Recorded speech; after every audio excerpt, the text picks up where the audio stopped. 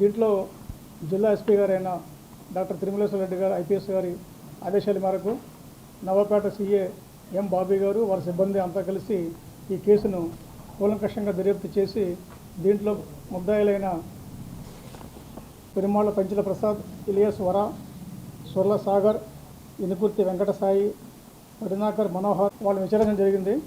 మా విచారణలో కొన్ని కొత్త విషయాలు బయటపడ్డాయి.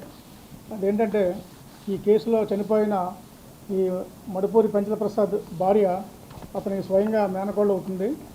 ఆమె పాత్ర కూడా దీంట్లో ఉన్నట్టుగా మాకు నిర్ధారణ అయింది.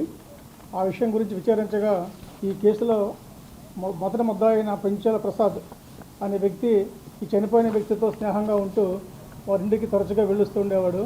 ఈ నేపథ్యంలో అతని భార్య, చనిపోయిన వ్యక్తి భార్యకి ఇతనికి ఫోన్ ద్వారా పరిచయం ఏర్పడింది. ఆ పరిచయం చాటింగ్ దాకా వెళ్ళింది.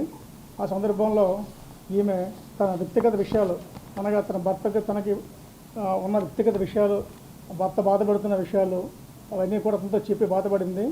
ఆ విషయంలో ఇతను కూడా చనిపోయిన వ్యక్తితో వ్యక్తిగత తగాదాలు ఉన్నాయి ప్రసాద్కి కూడా.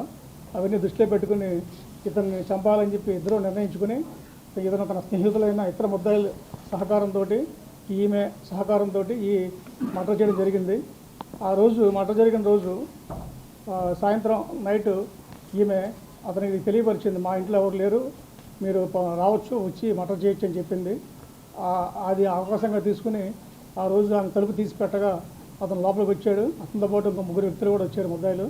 నలుగురు కలిసి నిద్రపోతున్న ఈ పెంచల ప్రసాద్పై దాడి చేసి అతన్ని విచక్షణారహితంగా కత్తులతో పొడిచి చంపడం జరిగింది. ఆ సమయంలో వాళ్ళకి సహకరించి ఈమె కూడా ఒక కత్తి కూడా వాళ్ళకి ఇవ్వడం జరిగింది. ఈ విషయాలన్నీ కూడా దర్యాప్తులు వెల్లడైనాయి. అందువల్ల ఆమెను కూడా ఈరోజు అదుపులో తీసుకుని విచారించు. ఆమె కూడా నేరం అంగీకరించింది. ఆమెను కూడా అరెస్ట్ చేసి కోర్టుకు పంపిస్తాం. ఈ కేసు పెంచల ప్రసాద్ అనే వ్యక్తి మీద లేవండి. మిగతా సాగర్, మనోహర్ వాళ్ళ మీద కేసులు ఉన్నాయి.